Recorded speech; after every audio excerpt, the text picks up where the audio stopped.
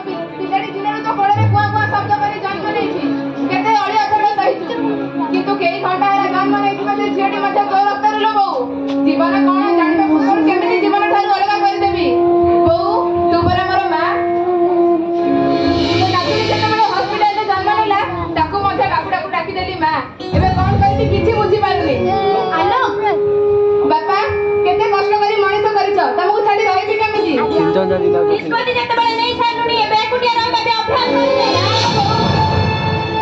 ନିଷ୍ପତ୍ତି ମୁଁ ପରେ ସମୟ ହାତରେ ବନ୍ଧା ମଣିଷଟିଏ। ନିଷ୍ପତ୍ତି ନେବାକୁ ମୁଁ କିଏ? ସବୁ ସେଇ ଉପରବାଲାର ଖେଳ। କିନ୍ତୁ ଆଶୀର୍ବାଦ କରିବୁ ମୁଁ ଯେମିତି ତୋ ନାତୁଣୀକୁ ମଣିଷ କରିଦିଏ। ଦିନ ଆସିବ ଦେଖିବୁ ତୋ ନାତୁଣୀ ପାଇଁ ତୁ ଗର୍ବ କରିବୁ ଆଉ କହିବୁ ହେଇରେ ଦେ ତୋ ନାତୁଣୀ ଅଘଟଣ ନୁହେଁ ସଂସ୍କାର ଆଣିବ, ଆନନ୍ଦର ସମ୍ଭାର ଆଣିବ। ଆଉ ସେତେବେଳେ ତୁ କହିବୁ ମୋ ନାତୁଣୀ ଉଆଁସୀ କନ୍ୟା ନୁହେଁ ତେଜସ୍ୱୀ କନ୍ୟା।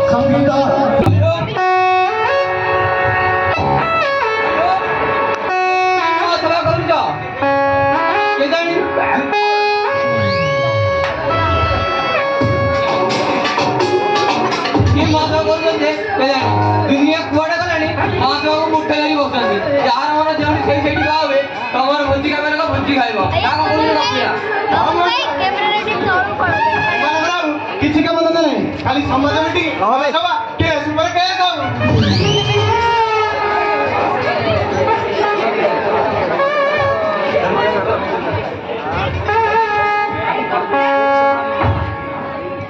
तू कौन सब कथि जाउले? ओके नमस्कार एई देखिया हम समाज में देबा खाली चांदा ऊपर चांदा आउ किछि काम देला नहीं हमर भाई केते आसिलो काली एते पहुंचली मोर खबरटा अछि तो टिके मन हैला भाबिनी भूलिया कि बोले सिला कर छुट्टी नहीं आसी। ओके तमे तो पढ़ा शिखिता लोक काई ए समाज ऊपर पढ़ुछ कहला आउ शहर रे चाकरी करछ एती सब बेकारिया लोक जरी यार किछि काम देला नहीं आ कोन जातिवादी अछि ना कोन ए सब छोट कटिया कथा परा अरे तमे मैंने बोली कोन कहउछ मो पाठ पढी बाहर रही चाकरी करले बोली गार सभ्यता संस्कृति समाज भूली जिबे ना कोन ताछड़ा संगठनटी अछि बोली त हमर एक निर्दिष्ट परिचय मध्य अछि। हां यार काम धंदा किछ नाही से तम भଳି गुली गप करिबारे समय बर्बाद करूछि। आउ ना अरे सेमाने किए शिक्षक द किए कृषक हेलेनी आउ किए जनप्रतिनिधि हेलेनी सेमाने निज निज समय किछि समय बाहर करी संगठन को समय दियंती बोली त संगठन बंदी रहिछि। ओ भाई कहला देखी तम पुओ कुआ आलिया समझी बादब हां काहे कि नुह अरे बांछा सेमिति गोटे प्रस्ताव देखिले मते बांछा कपिला मासुसी ठीक अछि भाई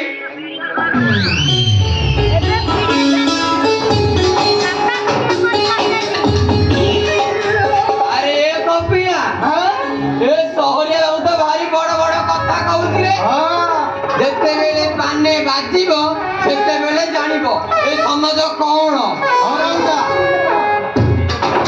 भारी समाज बढ़िया गଳି पड़िछि बाबू करो ए मौसा से कोन कहले ना पुओ पे जेडे देखबेगु एले जियो काई रे अछि ना भलो पाठ भलो बुद्धि भलो ज्ञान ହେଲେ ଭିତରଟା ଆରେ ଭଲ ବ୍ୟବହାର ଭଲ ପାଠ ଭଲ ବୁଦ୍ଧି ହେଲେ ଭିତରଟା କଣ କିରେ? ଅଛି ମଉସା ଅଛି। ଏଇ ସବୁ ଭଲ ଭିତରେ ଗୋଟେ କେଟା ଅଛି। ଏଇ ଆମ ସୁରେଶ କକା ନାତୁଣୀ ବା ଆଲୋକ ଭାଇ ଝିଅ। ଆରେ ସେଇ ଝିଅ ତ ବାହାରେ ରହି ପାଠ ପଢୁଛି ମୁଁ ଶୁଣିଥିଲି ଭଲ ବୁଦ୍ଧି ବି ଭଲ ବ୍ୟବହାର ହେଲେ ଅସୁବିଧା କଣ କିରେ? ମଉସା ଏଇ ସବୁ ଭଲ ଭିତରେ କେଟା ଅଛି ବା? କଣ?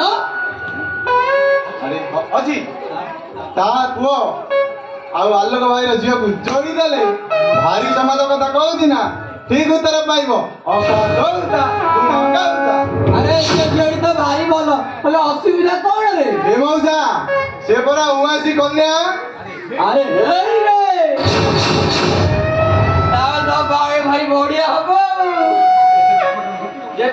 ଯେତେବେଳେ ଅଘଟଣ ଘଟିବ ଠିକ ବୁଝିବେ ଆମର କକା ଭାରି ସମାଜ କଥା କହୁଛି ନା ତା କଣ କହୁଛ ମଉସା? ହଁ ସେଇଆ ପରା ଆକୁ ଠିକ ପାନେ ଦେବା ବାଉଁଶ କିଣିବ ପଇସି ବାଜିବ ବାଉଁଶ କିଣିବ ପଇସି ବାଜିବ ବାଉଁଶ କିଣିବ ମଉସା ପଇସି ବଜେଇବା। ମଉସା ଅଧିକି ଯିବା। ଓ ଚାଲେ ଚାଲେ ଚାଲେ ଭାଇ ମୋତେ ତ ମାରି ଇମ୍ପସିବଲ ମଡର୍ନ ଯୁଗର ପିଲା ହୋଇ ତ ସେ ପୁଣା କରିବା କଥା ନିୟମ ଓ ବିଧିବଦ୍ଧ ନିୟମକୁ ପାଳନ କରିବାକୁ ପୁରୁଣା କାଳିଆ କଥା କହୁଛୁ ସାଗରିକା। ଆଉ ନୁହଁତେ କଣ ନହେଲେ ତମ ବାପା କହୁଥିଲେ କଣ ଜିଦ୍ରେ ବସେ ତ ଯେ କେବଳ ଆମ ଭିତରେ ହିଁ ପ୍ରସ୍ତୁତି ବାହାର କରିବା। ଶୁଣ ସାଗରିକା ଆମ ସାମାଜିକ ସଂଗଠନ ଆଜିକାଲିର ନୁହେଁ ପ୍ରାୟ 100 ବର୍ଷ ପୁରୁଣା। ଆକୁ ବହୁତ ଜ୍ଞାନୀ ଗୁଣୀ ଲୋକ ଭାବି ଚିନ୍ତା ତିଆରି କରିଛନ୍ତି। ଏହାର ନିୟମକୁ ମଧ୍ୟ ଆମେ ଯେତେ ଶିକ୍ଷିତ ହେଲେ ମଧ୍ୟ ଆମର କର୍ତ୍ତବ୍ୟ ହେଉଛି ଏହାର ନିୟମକୁ ପାଳନ କରିବା। ଭାଇ ତୁ ଏଇ ଫୋର୍ସ ଚାକିରି କରୁଛୁ ତୋ ପାଇଁ ସେମିତି ଝିଅଟେ ମିଳେ ତ ଏତେ ଅହଙ୍କାର କାହିଁକି ସାଗରିକା? ଭାଇ ସିଧା କଥା କହୁଛି ଏସବୁ ନଗ୍ନ ମାନସିକ ଅଟେ ଟିକେ ଦୂର ଟିକେ କରେ। ସାଗରିକା ତୁ ଏଜୁକେଟେଡ ହେଇଗଲୁ ସିନା ରିଏଲ ଏଜୁକେସନ କଣ ଆଜି ପର୍ଯ୍ୟନ୍ତ ଜାଣିପାରିଲୁ ମାନେ ୟେସ୍ ଭଉଣୀ ଉଦାରବାଦୀ ଜାତିପ୍ରୀତିର ଅର୍ଥ କଣ ଜାଣିଛୁ? ନିଜ ସାମାଜିକ ସଂଗଠନର ନିୟମ ସଂସ୍କାର ଭିତରେ ଆବଦ୍ଧ ରହି ଅନ୍ୟ ଜାତି ସଂଗଠନକୁ ସମ୍ମାନ ପ୍ରଦାନ କରିବା ହେଉଛି ଉଦାରବାଦୀ ଜାତିପ୍ରୀତିର ଅର୍ଥ। ଭାଇ ତୁ ଭାରି ଦିଦିଆ ଆରେ କିଏ କଣ ସ୍ଥିତି କରୁଛି ଏଠି କଣ ଜିଦ୍ର ସମ୍ମାନ ଅଛି? କେତେ ଦିନ ଧରି ବସିଛି ପୁଅ ବାହାଘର କରିବି ଏଇ ସିଜନରେ କିନ୍ତୁ ମୋ କଥା କଣ କିଏ ଧ୍ୟାନ ଦଉଛି? ମୁଁ ତତେ କେତେ ଥର କହିଲି ତୋ ମନ ପସନ୍ଦର ଝିଅଟେ ଦେଖି ମତେ ଜଣା ସେ ଯେଉଁ ଜାତିର ମନେ କାହିଁକି ମୁଁ ରାଜି।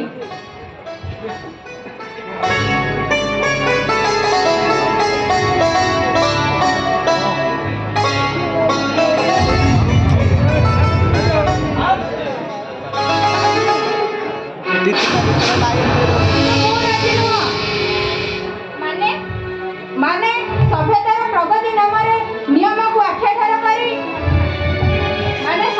ପ୍ରଗତି ନାମରେ ନିୟମକୁ ଆଖ୍ୟାଠାର କରି ନଗ୍ନତାକୁ ପ୍ରଶୟ ଦେବା ଏବଂ ପୂର୍ବଜମାନେ ତିଆରି କରିଥିବା ନିୟମକୁ ଆଖ୍ୟାଠାର କରିବାରେ ମୁଁ ରାଜି ନୁହଁ।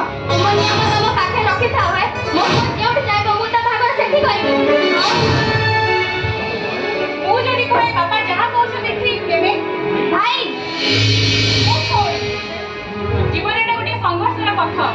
ଆମେ ଯଦି ଟିକେ ଟିକେ କଥା ପାଇଁ ନିୟମକୁ ଆଖ୍ୟାନ କରିବା ତାହେଲେ ଜୀବନଟା ଗୋଟେ କମ୍ପ୍ରମାଇଜ ହେଇଯିବ। ତା ଛଡ଼ା ଏତେ ବ୍ୟସ୍ତ କାହିଁକି? ଆରେ ଆମ ଜାତିରେ କଣ ସ୍ୱର ପାଇଁ ଝିଅଟେ ମିଳିବନି ନା କଣ ହେଲେ କାଇଁ ଅଛି ନା ରାଜକୁମାର ସୌରଭ ପାଇଁ ବି ରାଜକୁମାରଟିଏ ଅଛି। ଆରେ ଭାଇ ନମସ୍କାର। ଅମର ଭାଇ କହିଥିଲେ ଭଲ ପ୍ରସ୍ତାବଟିଏ ଦେଖିବା ପାଇଁ ଯେମିତି ମୋ ନଜରରେ ଗୋଟେ ପ୍ରସ୍ତାବଟିଏ ପଡ଼ିଲା ସେମିତି ବସ ଧରି ଧାଇଁ ଆସିଲି ପରା। ଯାହା ହଉ ଭଲ ହେଲା। ଆରେ କହୁନା କାହା ଝିଅ? ଗୋପେରା ସୁରେଶ କକାଙ୍କ ନାତୁଣୀ ଆଲୋକ ଝିଅ ପରା। କେତେ ପାଠ ପଢୁଛି? କଣ କରୁଛି? ତା ବାପା କଣ କରୁଛି? ଦିଲ୍ଲୀରେ ରହି ପାଠ ପଢୁଛି ଭାରି ପାଠୋଇ ଜେଏନୟୁରେ କଣ ପାଠ ପଢିଛି ସୁନା ପଦକ ମିଳିଛି ଲୋ ମା। ଆଉ କଲେକ୍ଟର ଭାଇ ବି କଣ ପାଠ ପଢିଛି। ତା ବାପା ଆଲୋକ ସମ୍ପାଦକ ବା କହିଥିଲା ଭାଇ ଗୋଟେ ଭଲ ପ୍ରସ୍ତାବ ଟିକେ ଦେଖିବା ପାଇଁ। ଆଉ ଏଇଟା ଅମର ଭାଇ ବି କହିଥିଲା ଗୋଟେ ଭଲ ପ୍ରସ୍ତାବ ପାଇଁ। ମୁଁ ପୁରା ଦେଖିଲି ଏ ପୁରା ରାଜ ଜଟକ ଆଉ ମାନେ ଆମ ଜାତିର ଝିଅ ଜେନ୍ୟୁ ମାନେ ଜବାହରଲାଲ ୟୁନିଭର୍ସିଟି ପାଠ ପଢୁଛନ୍ତି ଦାଟୁ ବି ସିଭିଲ ପ୍ରିପାରେସନ୍। ନାଇଁ ତୁ ଖାଲି ଭାବୁଛୁ ତୁ କଣ ପାଠ ପଢୁଛୁ ବୋଲି। ଆରେ ଆମ ଜାତିର ପିଲା କିଏ ସରପଞ୍ଚ, କିଏ ସମିତି ସଭ୍ୟ, ଆଉ କିଏ ଜିଲ୍ଲାପାଳ ହୋଇ ଆମ ଜାତିର ବେକାର ରଖିଲେଣି। କାହିଁକି ନା ତାକୁ ଚିଡ଼ଉଛ କହିଲ? ସେ ଛୋଟ ପିଲାଟା, ବଡ଼ ହେଲେ ଆପେ ବୁଝିଯିବନି। ହଉ ତମମାନେ ଏଠି କଥା ହଉ ତ, ବାହାରେ ମୋର ଅନେକ କାମ, ମୁଁ ଯାଉଛି। ଭାଉଜ ତମେ ଝିଅ ଖାଇବାକୁ ଭାରି ଭୋକ ବା। ଆରେ କଥା ବାର୍ତ୍ତା ତ ପୁରା ଭୁଲି ଯାଇଥିଲି। ହଉ ଚାଲ ଚାଲ। ହଉ ଆସ। ଆଶା କରିକି ଆମେ ବି କାହିଁ ଡେରି କରିବା। ଭଲ ହେଲା। ଆରେ ଆମ ଜାତିରେ ଆମ ସୌରଭ ପାଇଁ ଭଲ ପ୍ରସ୍ତାବଟିଏ ଆସିଛି। ଯଦି ପ୍ରସ୍ତାବଟି ଭଲ ଥାଏ ତାହେଲେ ଗାଁକୁ ଯାଇ ସବୁ ଯଦି ଠିକ୍ ଠାକ୍ ଥାଏ ତାହେଲେ ମୁଁ ଗାଁକୁ ଯାଇ ଏଇ ବର୍ଷ ହିଁ ସୌରଭ ପାଇଁ ଗୋଟେ ଝିଅଟିଏ ଦେଖି ଭୋଜି କରିନେବି।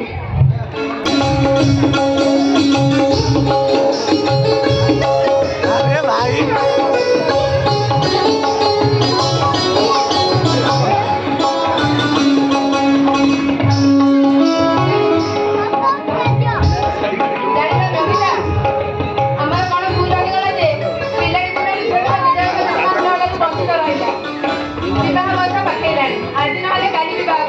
କିନ୍ତୁ ଆଜି ଯାଏଁ ଜେଜେବାପା ଜେଜେମାର ସ୍ନେହ କଣ ଜାଣିପାରିଲା ନାହିଁ।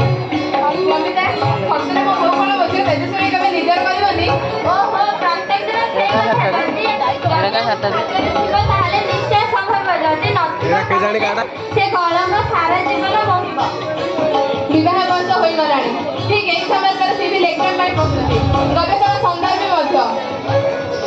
ଆମର ଏଇଭଳି ପରିସ୍ଥିତିକୁ ବୁଝାଇଲେ ଭଳି ଯଦି ଗୋଟିଏ ପ୍ରସ୍ତାବଟି ମିଳନ୍ତା ତେବେ ଭାରି ଭଲ ହୁଅନ୍ତା। ସବୁଥିରେ ବିଶ୍ୱ ନିୟନ୍ତ୍ରଣ କରିଥା। ତମ ଇଚ୍ଛା ପୂରଣ ହେଲା ବୋଲି ଜଣାହେଲା ଭାଇ।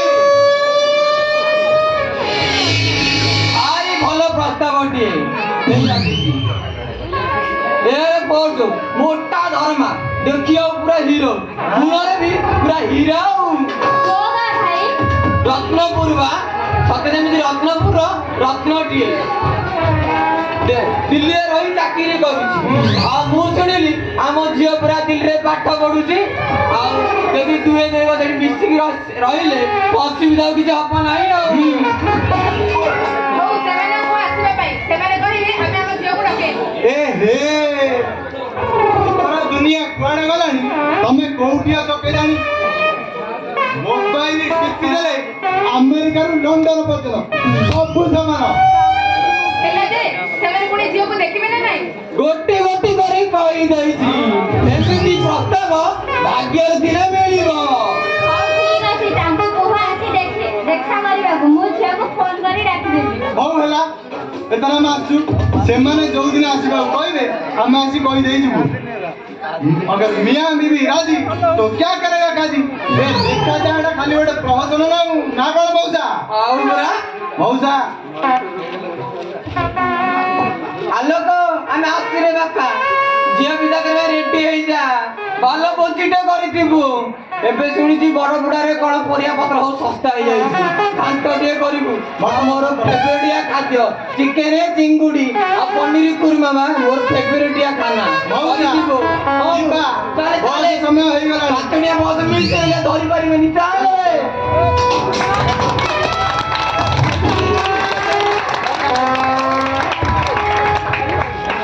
ଯାହା ହଉ ପାଞ୍ଚ ଭାଇ ଯାହା କରିଦେଲେ ଭାରି ଭଲ ହବ। ନାଇଁ ବଢିଆ ହଉଛି ଆଉ କିଏ ଖରାପ ହବରେ ରହିଲେ ମସ୍ତ ହଉଛି।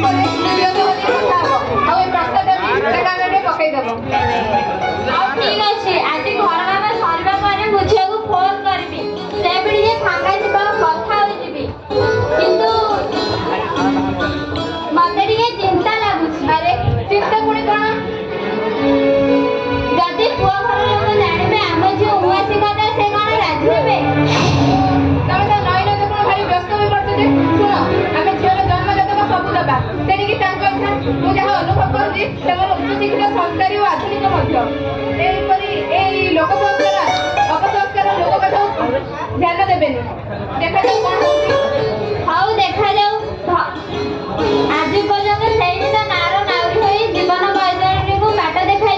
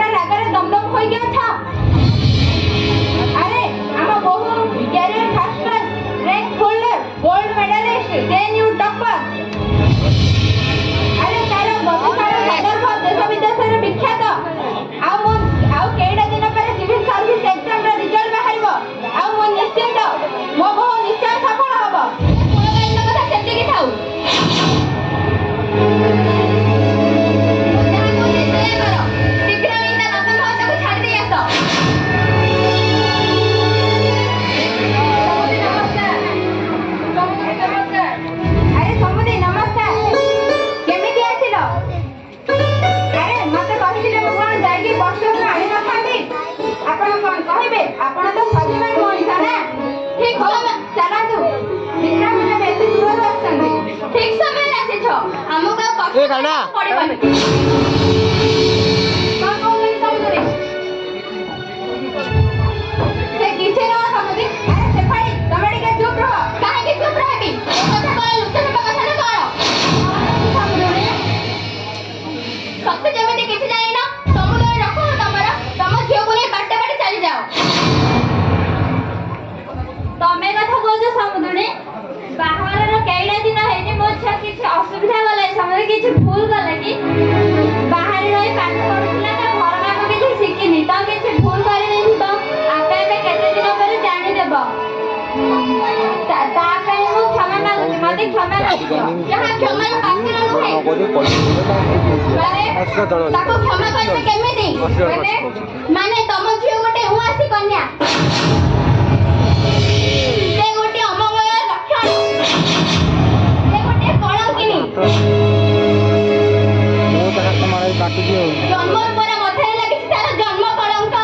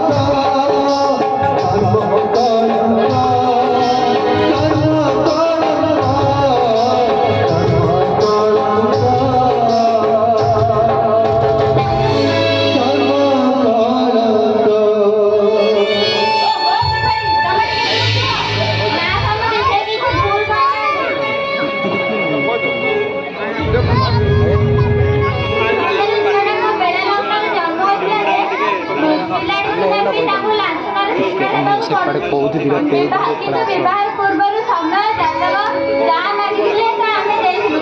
ଯଦି ଆମେ କିଛି ଲୁଚେଇଥାନ୍ତୁ ତାହେଲେ ଆମକୁ ଭୁଲ ଦେଇଥିଲେ ଆମେ ମାନିଥାନ୍ତୁ। ତା ଛଡା ବାହାଘର ତ ସରିଲାଣି। ସେମାନେ କଣ ମିଳିମିଶି ଦୁଃଖ ସୁଖକୁ ବାଣ୍ଟି ନେବେ ନା? ତା ମାନେ ତମେ କହୁଛ ସେଇଭଳି ଗୋଟେ ଅମଙ୍ଗଳିତ ମୁଁ ରଖିବି? କଦାପି ନୁହେଁ। ଯାହା କରିବ ତାହା ମାନିବି, କିନ୍ତୁ ମୋ ଝିଅକୁ ଅମଙ୍ଗଳି କରିବା କଥା କେବେ ବରଦାସ୍ତ କରିପାରିବିନି। ଆଜିକୁ 24 ବର୍ଷ, କିନ୍ତୁ ଏ କଥା ସତ, ସେ ଗୋଟେ ଉପାସ୍ୟ କନ୍ୟା। ଅମାବାସ୍ୟା ରାତ୍ରିରେ ତାର ଜନ୍ମ। 25 ବର୍ଷ ହେଲାଣି ସେ ଯୋଉଥିରେ ପାଦ ଦେଇଛି ସବୁଥିରେ ଆଗରେ। ସ୍କୁଲ, କଲେଜ, ୟୁନିଭର୍ସିଟି ସବୁଥିରେ ସେ 1 ନମ୍ବର। କିନ୍ତୁ ଆଗକୁ ଯଦି ଭଗବାନଙ୍କ ଆଶୀଷ ଥାଏ ସେ ଆହୁରି ସଫଳ ହବ। ଆଉ ତମେମାନେ ତାକୁ ନେଇ ଗର୍ବ କରିବ। ମୁଁ ନୀତି ଶିକ୍ଷା ଏଇ ସଂସ୍ଥାରେ ତାକୁ କେବେ ଅବହେଳା କରିନି ସମୁଦ୍ରୀ। ସେ ସବୁ ଠିକ ଯେ ସେ ଭଳି ଗୋଟେ ଉଆସି କନ୍ୟାକୁ ମୁଁ ମୋ ଘରେ ରଖି ପାରିବିନି। ମମି, ବହୁତ ସମୟ ହେଲା ଦୂରରେ ରହି ଶୁଣୁଛି। ଗୁରୁଜନମାନଙ୍କ କଥାରେ ଛୋଟ ପିଲା ମୁଣ୍ଡ ନ ପୁରେଇବା ଭଲ ବୋଲି ତମେ ମତେ ଶିକ୍ଷା ଦେଇଛ। କିନ୍ତୁ ମମି, ସେ ସବୁ ସମ୍ପୂର୍ଣ୍ଣ ଭୁଲ ଧାରଣା। ସେମିତି କିଛି କାରଣ ନାହିଁ। ଓହୋ, ତୁ ବି ତ ସ୍ତ୍ରୀ ସପକ୍ଷରେ ଓକିଲାତି କରିବା ଆରମ୍ଭ କରିସାରିଲୁଣି ନା? ଆରେ ଓକିଲାତି କଣ? ସେ ତ ଠିକ କଥା କହିଛି। ମମି, ସେ ସବୁ ଲୋକ କଥା ଆଉ କୁସଂସ୍କାରକୁ ଛାଡ଼। ସେମିତି କିଛି ବି ହବନି ତମେ ଯେମିତି ଭାବୁଛ। ଆଉ ତା ଛଡ଼ା ମୋ ଜୀବନରେ ଯୋଉ ଦୁଃଖ ଲେଖା ହେଇଛି ତାହା ତ ମତେ ଭୋଗିବାକୁ ପଡ଼ିବ ନା? ଡରିବି କାହିଁକି? ମତେ ବେଶୀ ଷ୍ଟୋରି କହନା। ମୁଁ ଯାହା କହୁଛି ସେଇଆ କର। ତା ବାପା ମା ସହିତ ତାକୁ ଛାଡ଼ି ଦେ, ନଚେତ୍ ତୁ ଯାଇ ଛାଡ଼ିକି ଆସ। ମମି, ଏ ସମ୍ପର୍କରେ ପୁନଶ୍ଚ ପଲ୍ଲା ବୋଲି ଜାଣ।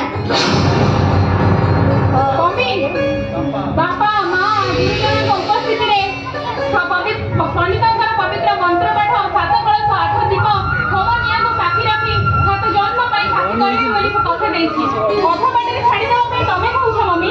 ହଁ ମୁଁ କହୁଛି ତ ମମି। କ୍ଷମା କରିବେ, ତାହା ଅସମ୍ଭବ। କହିଛି ସେ କିନ୍ତୁ ଏ ଘର ତୋ ପାଇଁ ସାତ ସପନ। ମାନେ ମାନେ ସମ୍ପର୍କ ଲକ୍ଷ୍ମଣ ରେଖା। ମମି ତୋ ସ୍ତ୍ରୀକୁ ନେଇ ଏକୁଟିଆ ରହ କିନ୍ତୁ ଆମ ସହିତ ନୁହ। ପିଲାଟି ଦିନରୁ ଯିଏ ହାତ ଧରି ବାଟ ଚାଲିବା ଶିଖାଏ ସେ ହେଉଛି ମା। ଯଦି ପିଲାଟି ଚାଲୁ ଚାଲୁ ବେଳେ ବେଳେ ଝୁଣ୍ଟି ପଡ଼େ ତାହେଲେ ମା ଉଠେଇବାକୁ ଆସେନି। କାହିଁକି ଜାଣିଛ? ପିଲାଟି ଆପେ ଆପେ ବାଟ ଚାଲିବା ଶିଖୁ ବୋଲି। ଅଧା ବାଟ ଆଗକୁ ଅଘଟଣ ଅଛି ବୋଲି କହୁଛ କିନ୍ତୁ ଅଧା ବାଟରେ ହାତ ଛାଡ଼ି ଦେଇ ଚାଲିଯା ବୋଲି କହୁଛ। ଏ କି କଥା ମମି? କେବଳ ତ ଅବୁଝା ଫଳ ପାଇଁ। ସନ୍ତାନ ଯେତେବେଳେ ବୁଝିବାକୁ ଚେଷ୍ଟା କରେନି ମା ସେତେବେଳେ ଦଣ୍ଡ ବିଧାନ କରେ। ଭାବିନେ ଉଆଁସୀ କନ୍ୟାର ହାତ ଧରିବାର ତ ପ୍ରଥମ ପରିଣତି ବୋଲି। ଆରେ ତମେ ମା ନା ଡାହାଣୀ ଏମିତି ନିଶ୍ଚୟ କେମିତି ହେଇପାରୁଛ? ମମିର କିଛି ଭୁଲ ନାହିଁ। ମମିର ନିୟମକୁ ମତେ ମାନିବାକୁ ତ ନିୟମକୁ ତ ମତେ ମାନିବାକୁ ପଡ଼ିବ ନା। ସୁଖକୁ ଯେମିତି ଆଦରି ନେଇ ଆପଣ ଉପଭୋଗ କରୁଛି ଦୁଃଖକୁ ସେମିତି ମତେ ଉପଭୋଗ କରିବାକୁ ପଡ଼ିବ। ଆଉ ମୁଁ ଆସୁଛି ଡ୍ୟାଡି। ଆଉ ମମି ଏକଥା ବି କହିଦେଇ ଯାଉଛି ଯୋଉ ବୋହୂକୁ ତମେ ଆଜି ଅମଙ୍ଗଳିକ କହି ତିରସ୍କାର କରୁଛ ସେ ବୋହୂ ଦିନେ ତମର ଟେକ ରଖିବ। ଡ୍ୟାଡି ତମେ କିଛି ଟେନସନ ନିଏନି, ସବୁ ଠିକ ହେଇଯିବ। ମମିର ନିଷ୍ପତ୍ତିକୁ ତ ମତେ ସମ୍ମାନ ଦବାକୁ ପଡ଼ିବ ନା। ହେଲେ ବୋହୂ ମାମର କାହିଁ କୋଚିଂ କ୍ଲାସ ଯାଇଛି କିନ୍ତୁ ମମି ଯେବେ କହିବ ଆମେ ଦୁହେଁ ସେବେ ଆସିବୁ। ନଚେତ ମୁଁ ଆସୁଛି ମମି।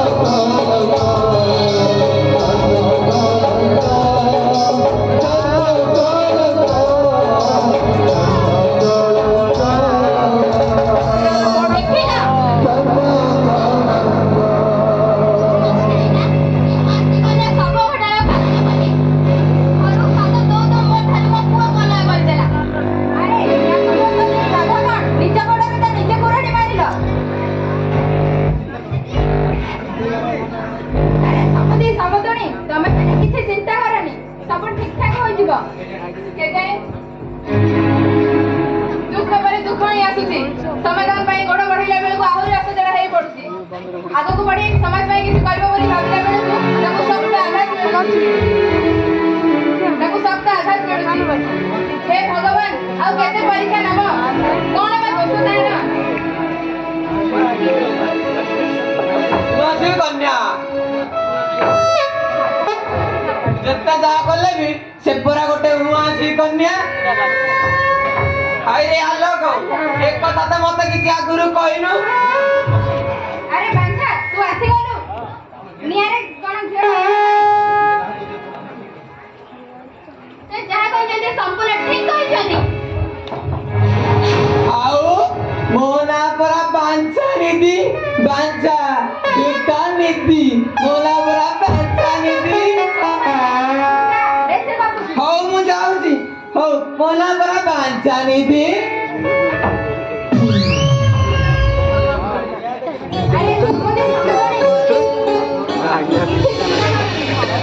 ଭିଡ ଭିଡ଼ିଓଟା କରିଥିଲେ ଭଗବାନଙ୍କ ଉପରେ ଛାଡ଼ିଦିଅ ସେ ସବୁ ଠିକ୍ କରିଦେବେ ସେଟା ଭଲ ଭରସ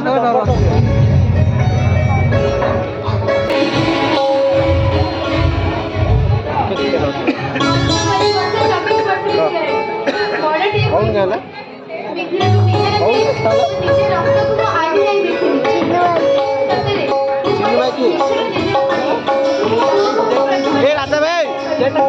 ଏ ରାଜା ଭାଇ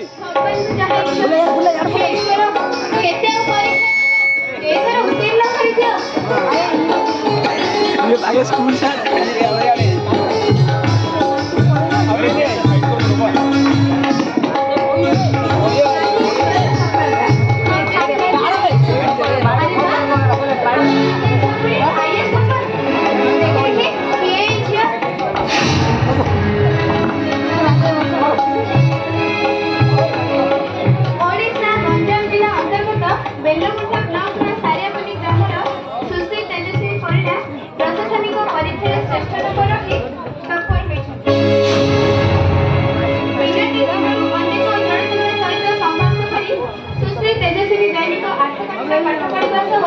ନିଷ୍ଠାପର ପରିଶ୍ରମ ହିଁ ସଫଳତା ମନ୍ତ୍ରମୁନି କହିଛନ୍ତି। ଏହି ସଫଳତା ଗାଁ ସମାଜ ବାପା ମା ଗୁରୁଜନ ସମେତ ଦିଦି ଜେଜେବାପା ଅବସରପ୍ରାପ୍ତ ଶ୍ରୀ ସୁରେଶ ପରିଡ଼ା ଓ ଜେଜେବାପା ମଣ୍ଡକିଙ୍କୁ ଉତ୍ସର୍ଗ କରିଛନ୍ତି। ଆରେ ମନ୍ଦାକିନୀ କୁଆଡ଼େ ଗଲେ ଶୀଘ୍ର ଆସ ଦେଖିବ। ତମେ ଯା ଅବସର କାରଣ ବୋଲି କହି ଘରୁ କାଢ଼ି ଦେଇଥିବ ସେ ତମ ନାଁ କହିଛି ତା ହୃଦୟରେ ରଖିଛି। ଆରେ କୁଆଡ଼େ ଗଲେ ଶୀଘ୍ର ଆସ।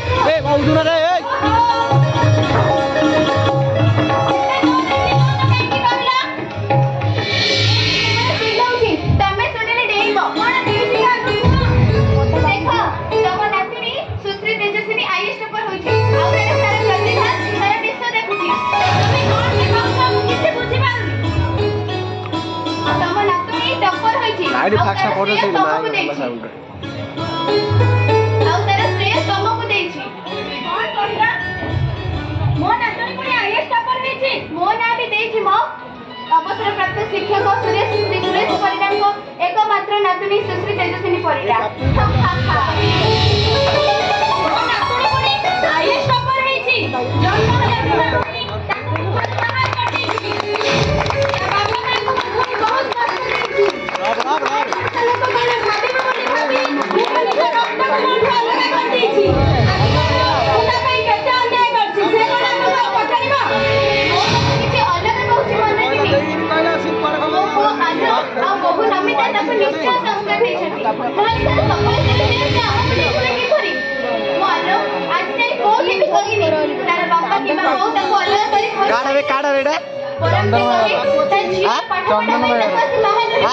ଚନ୍ଦନ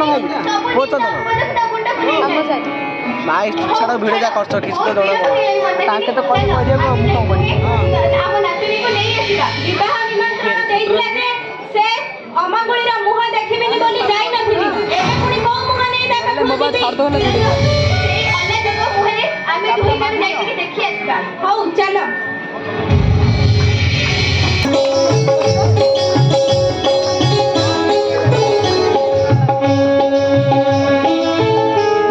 ଆଦି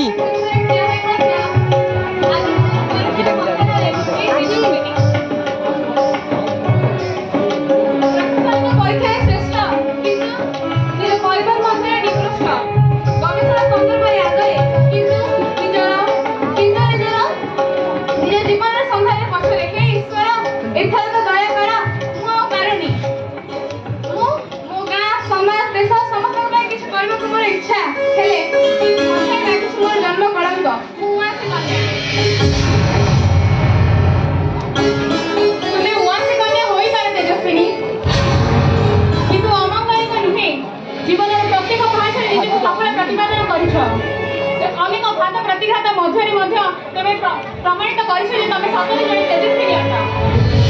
ସେ କଥା କେବଳ ତମେ କହୁଛ କିନ୍ତୁ ମୋ ଜେଜେବାପା ଜେଜେମା ମତେ ଦେଖିବାକୁ ଚାହୁଁନାହାନ୍ତି।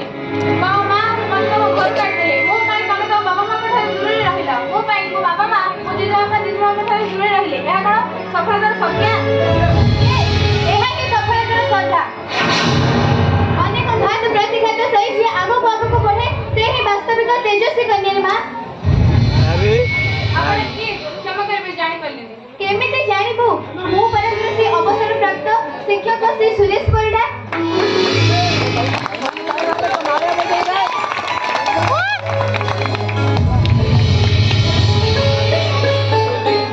ଦିଦି ଇଏ ଆମ ମା ନା?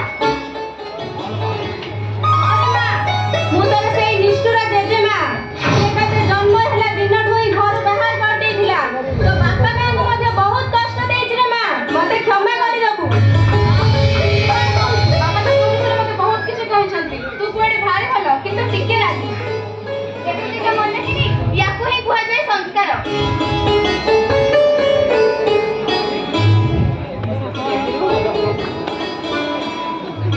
ଆପଣ ଠିକ କହିଛନ୍ତି ମମି। ବାହାର ଲୋକଙ୍କ ମିଥ୍ୟା ଅପଚାରକୁ ଗଣ୍ଠି କରି ମୋ ପୁଅ ବୋହୂକୁ ଅଲଗା କରିଦେଇଥିଲି, କିନ୍ତୁ ଆପଣଙ୍କ ନାତୁଣୀ ସଂସ୍କାର, ସଭ୍ୟତା, ଗୁରୁଜନମାନଙ୍କୁ ସମ୍ମାନ ଦେଇ ବାସ୍ତବରେ ନିଜକୁ ପ୍ରମାଣିତ କରିଛି। ସେ ତେଜସ୍ୱୀ କନ୍ୟା, ତେଜସ୍ୱିନୀ।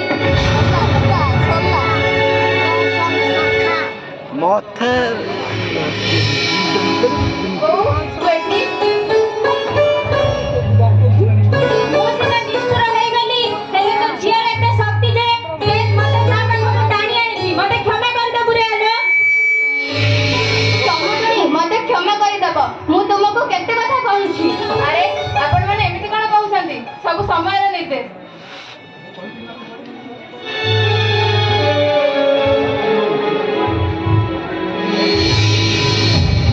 ଅଛି ନା ସେଠାରେ ତୁମ ବୋହୂ ପାଇଁ ତୁମେ ଦିନେ ଗପ କରିବା। ଆଉ ସେଦିନ ଆଜି ଆସି ସାରିଛି। ସେଦିନ ତୁମେ କହୁଥିଲ ସେ ଗୋଟେ କଳଙ୍କିନୀ, କିନ୍ତୁ ସେ କଳଙ୍କିନୀ ନୁହଁ, ତେଜସ୍ୱୀ କନ୍ୟା, ତେଜସ୍ୱିନୀ। ହଁ ରେ ମା, ମୁଁ ଆଜି ବହୁତ ଖୁସି। ଆରେ ପାଠପଢ଼ା, ସଂସ୍କାର, ଧୈର୍ଯ୍ୟ, ଜାତି ସଂଗଠନକୁ ସମ୍ମାନ ଦେଇପାରେ କୌଣସିରେ ନୁହଁ, କିନ୍ତୁ ଏ ଜାତି ସଂଗଠନକୁ ସମାଜ ପାଇଁ ଉଦାହରଣ ଆଦର୍ଶ। ଆରେ ଆଜିକାଲି ଝିଅମାନେ ତ ଟିକେ କଣ ପାଠ ପଢ଼ିଦେଲେ ଇଂରେଜ ମାନୁନାହାନ୍ତି କି ନୀତି ନିୟମ ସମାଜକୁ ବି ମାନୁନାହାନ୍ତି। ହେଲେ ତୁ ଏତେ ଉଚ୍ଚ ଶିକ୍ଷିତ ହୋଇ ମଧ୍ୟ ତୁ ଆଜି ବିନୟୀ। ଧନ୍ୟ ତୋର ବାପା ମା। ହେ ପ୍ରଭୁ ଜଗନ୍ନାଥ, ତୁମକୁ କୋଟି କୋଟି ପ୍ରଣାମ। କଣ ତମମାନଙ୍କୁ ଧନ୍ୟବାଦ ଦେବି କିଛି ବୁଝିପାରୁନି। ଏତେ ଦିନ ଧରି ଅପସଂସ୍କାର ଉପରେ ସଂଘର୍ଷ କଲା ପରେ ଯାହା ହଉ ଭଗବାନ କୃପା କରିଛନ୍ତି। ମୁଁ ଏ ସଭ୍ୟ ସମାଜକୁ ଗୋଟିଏ କଥା କହିବି, ପୁଅ ଝିଅ ସମସ୍ତେ ସମାନ। ପୁଅ ଝିଅ ମଧ୍ୟରେ କିଛି ବି ଫରକ ନାହିଁ, କିନ୍ତୁ ଏତିକି ଫରକ ଆମେ କିପରି ଲାଳନ ପାଳନ କରୁଛନ୍ତି। ଯଦି ପିଲାଟି ଦିନରୁ ତା ମଧ୍ୟରେ ସଂସ୍କାର ଓ ବିଦ୍ୟାରୋପଣ କରାଯିବ, ତେବେ କେତେ ପ୍ରତିଘାତ ମଧ୍ୟ ଆସିଲେ ବି ସେ ସବୁ ସମାଧାନ କରିହେବ। ଆମ ସମାଜର ନାରୀ ଶିକ୍ଷା ଓ ନାରୀ ସଂସ୍କାରୀକରଣ ପାଇଁ ଯଦି ଆପଣଙ୍କର ଅନୁମତି ହୁଏ ତେବେ ଏହା ଆମର